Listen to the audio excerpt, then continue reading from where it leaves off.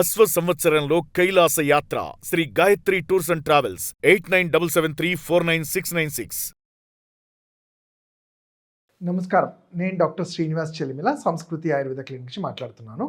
ఈరోజు మనము తెలుసుకునే టాపిక్ వచ్చేసి స్పాండిలైటిస్. స్పాండిలైటిస్లో సర్వైకల్ స్పాండిలైటిస్, లూంబార్ స్పాండిలైటిస్ అంటే ఈ రెండింటి గురించి తెలుసుకుందాం. ముందుగా చూసుకుంటే స్పాండిలైటిస్ అంటే ఏంటంటే మన వెన్నుపూసని మనము స్పాండి అంటాం. దానిలో వచ్చే వాపుని, ఇన్ఫ్లమేషన్ని స్పాండిలైటిస్ అంటాం. అసలు మరి ఏంటి, దీనికి ఉన్న ప్రాముఖ్యత ఏంటి, దీని వచ్చే కాంప్లికేషన్స్ ఏంటి, దాని నుంచి ఎలా బయటపడాలనే వాటి గురించి తెలుసుకుందాం.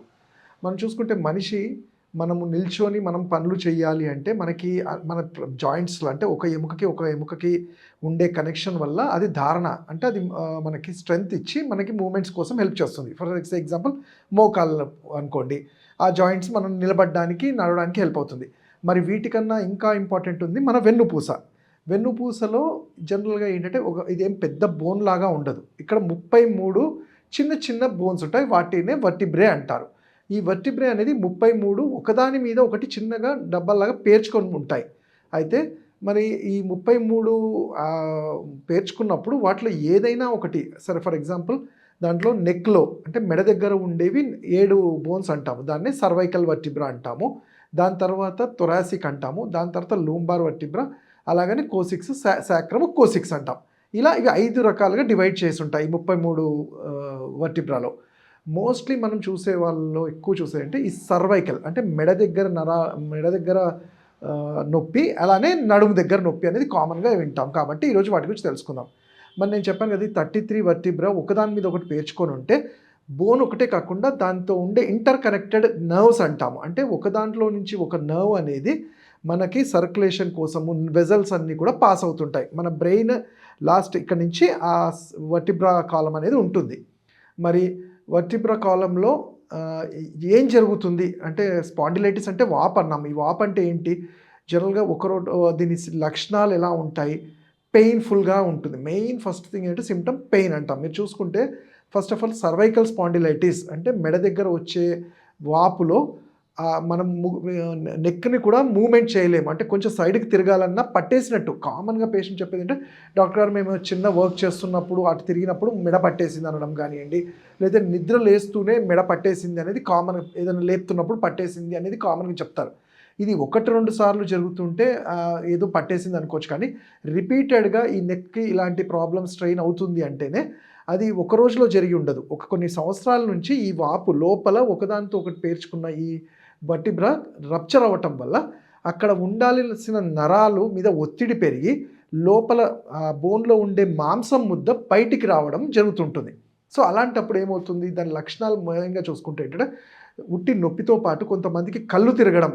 జనరల్గా కళ్ళు తిరిగితే ఏదో బ్రెయిన్ రిలేటెడ్ ఏదో అనుకుంటారు, కానీ క్రేనియల్ నర్వ్స్ అన్నీ కూడా స్పైనల్ నర్వ్స్తో అటాచ్ ఉంటాయి. కాబట్టి జనరల్గా కూర్చొని లేస్తున్నప్పుడు కానివ్వండి, ఏదైనా సడన్గా వర్క్ చేస్తూ కళ్ళు తిరిగాయి డాక్టర్ గారు మాకు అంటారు. నెక్స్ట్ సిమ్టము గుండెలో దడ, పాల్పిటేషన్స్, గాబరా, ఇవన్నీ కూడా ఈ C3, C4, C6లో ఎప్పుడైతే ఒత్తుకుపోయి ఉంటాయి నరాలు, అలాంటప్పుడు ఈ గుండెలో గాబరా, దడ లాంటిది చూస్తుంటాము. అండ్ మెయిన్గా ఇంకా ఇవి సివియారిటీ పెరిగింది అని తెలుసుకోవడానికి మెయిన్గా చూసేది తిమ్మిర్లు. ఎస్పెషల్లీ మీరు చూస్తే C3లో ఈ నర్వ్ ఏదైతే ఉంటుందో నరము ఒత్తుకుపోతున్నప్పుడు ఈ మన రింగ్ ఫింగరు, అలానే మన మిడిల్ ఫింగర్ అనేవి కూడా తిమ్మిర్లు లాగా వచ్చి మొద్దు పారిపోయి కొన్నిసార్లు మంటల్లాగా ఉంటాయి. మనం జనరల్గా చూస్తుంటాం. అంటే నేను ఎక్కువసేపు రాస్తుంటాను సార్, సిస్టమ్ ముందు ఉంటాను, దానివల్ల ఏమో అంటే దానివల్ల రీజన్ అది కూడా ఉంటుంది. మెడ నరాల మీద, మెడ జాయింట్స్లో బోన్ మీద వాపు రావడానికి ఇవి కూడా కారణాలే. కాకపోతే అక్కడ ఉండే నరాలు దెబ్బతిన్నప్పుడే ఈ చేతుల్లో తిమ్మిర్లు, మంటలు, కొంచెం రాస్తున్నప్పుడు కూడా కొంచెం వంకరగా రాయటము, ఇవన్నీ చూస్తుంటాం. అలానే కళ్ళు తిరగడము, పాల్పిటేషన్స్, ఇవి క్లాసికల్ సిమ్టమ్స్ అంటాము. మరి అలా నడుము నొప్పి, మరి నడుము దగ్గర ఉన్న లూంబార్ వర్టిబ్రాలో జనరల్గా ఏమవుతుంది, అక్కడ కూడా సేమ్. అంటే మీరు విని ఉంటారు, స్పాండిలైటిస్ అంటాము, స్పాండిలిథిసిస్ అంటాము, హెర్నియేషన్ అంటాము, డిస్క్ బల్జ్ అంటాం.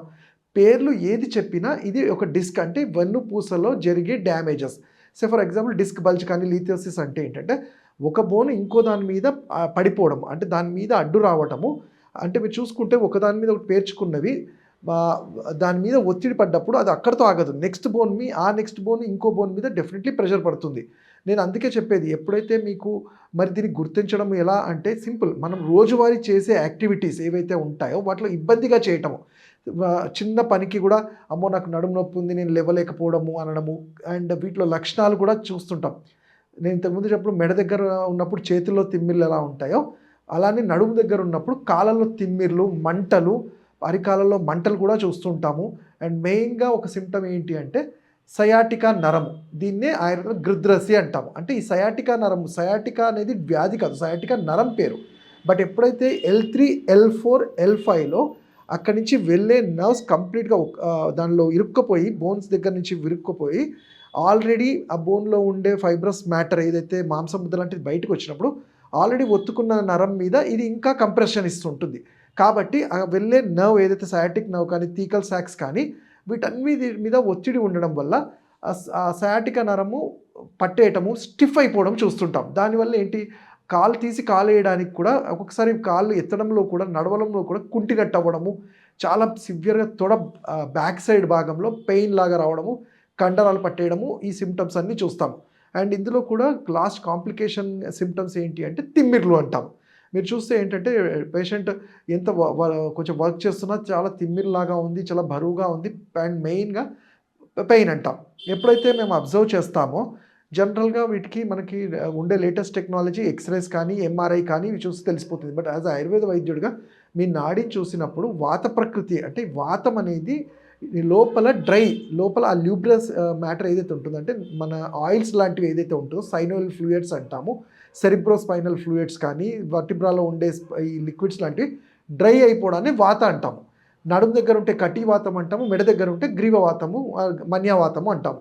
ఇలాంటివి ఉన్నప్పుడు ఆ మజిల్ అంతా స్టిఫ్ అయిపోయి పెయిన్ఫుల్గా ఉంటుంది. సరే లక్షణాలు చెప్పుకున్నాము, వీటికి ఏంటి ఎలా గుర్తించామో చెప్పుకున్నాము.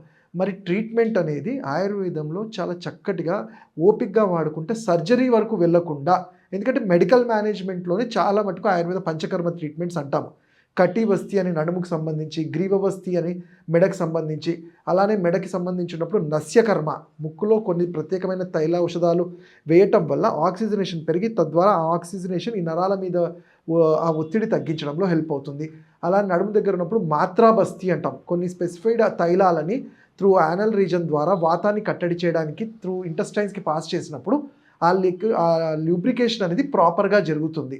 సో ఏదైనా ఆయుర్వేదంలో ఎంత ఎర్లీగా మనం దీన్ని గుర్తించగలిగితే, ఏ ఆయుర్వేద వైద్యుడైనా కానీ మీరు సిమ్టమ్స్ రాకముందు ఇలా సింపుల్ మేము చేసే యాక్టివిటీస్లోనే మాకు ఇబ్బంది అవుతుంది అన్నప్పుడే కలిసినప్పుడు మీ నాడిని చూసి మీకు ప్రాపర్ గైడ్లైన్స్ ఇస్తాం. అంటే అది ఫుడ్ ద్వారా కానివ్వండి, ఎక్సర్సైజెస్ ద్వారా కానివ్వండి, ట్రీట్మెంట్స్ ద్వారా కానివ్వండి. ఫుడ్లో కూడా మనం వాతాన్ని చేసే జనరల్గా ఏమంటే ఆలుగడ్డలు కానివ్వండి, చింతపండు, వంకాయ, మాంసాహారం ఎక్కువ తీసుకోకుండా సాత్విక ఆహారమైనవి ఈజీగా డైజెస్ట్ అయ్యి మునగాకు కానివ్వండి, ఆకుకూరల్లో, అలానే పెసరపప్పు తీసుకోవడము, సజ్జలు ఇలాంటివి. అండ్ ఆవు నెయ్యి అనేది వాతపైత్యానికి చాలా శ్రేష్టం. అలానే మనం కొంచెం నొప్పులు ఇలాంటివి ఉన్నప్పుడు వావిలాకుని వాటర్లో కొంచెం బాయిల్ చేసుకొని దాంతో చేయడం వల్ల కూడా కండరాలలో రక్త ప్రసరణ అనేది ఫ్రీ అవుతుంది. మనకి ఇంట్లో దొరికే సింపుల్గా నువ్వుల నూనెని కూడా కొంచెం వేడి చేసుకొని, కర్పూరం వేసి వేడి చేసుకొని దాన్ని ఈ మసాజ్ లాగా అభ్యంగనం లాగా పెట్టడం, రుద్దడం కాకుండా అప్లై చేయటం వల్ల కండరాలలో పేరుకుపోయిన ఆ స్టిఫ్నెస్ రిలీవ్ అవుతుంది. అలానే ఆయుర్వేద ట్రీట్మెంట్స్ని ఆలస్యం చేయకుండా ఆయుర్వేద వైద్యుడిని మా పంచకర్మ క్లినిక్స్లలో కలిసి దానికి సరైన ఔషధాలు లేదంటే ఎక్స్టర్నల్ అప్లికేషన్స్ మేము మీ కండిషన్ని బట్టి అడ్వైస్ చేస్తాము. తీసుకోగలిగితే ఎటువంటి కాంప్లికేషన్స్ లేకుండా, అంటే సర్వైకల్ కానీ లూంబార్ కానీ సరైన ట్రీట్మెంట్ చేయకపోతే నరాలన్నీ కూడా వీక్ అయిపోయి నడవలేని పరిస్థితి కూడా చూసి సర్జరీకి ఎండ్ అయిపోయిన వాళ్ళు చాలామంది చూస్తారు. అంటే సరైన గుర్తించక నెగ్లిజెన్సీ వల్ల చేస్తాం. సర్జరీ చేసిన తర్వాత కూడా చాలామందిలో ఈ వాత టెండెన్సీ ఉంటే మళ్ళీ రిపీటెడ్ అయ్యే ఛాన్స్ ఉంటుంది. కాబట్టి సర్జరీకి వెళ్ళే ముందు డెఫినెట్లీ ఆయుర్వేద వైద్యుడి అంటే మీరు సంప్రదించి దీనికి సరైన అవగాహన పెంచుకున్న తర్వాత ట్రీట్మెంట్స్తోనే సరైపోతుంది. అప్పుడే ఏదైనా స్టెప్ తీసుకోవచ్చు. ఇంకా మీరు వీటి గురించి తెలుసుకోవాలనుకుంటే నా నంబర్ 7658909501 హైదరాబాద్లో కానీ నా ఆన్లైన్ కన్సల్టేషన్ చేయొచ్చు. నమస్కారం.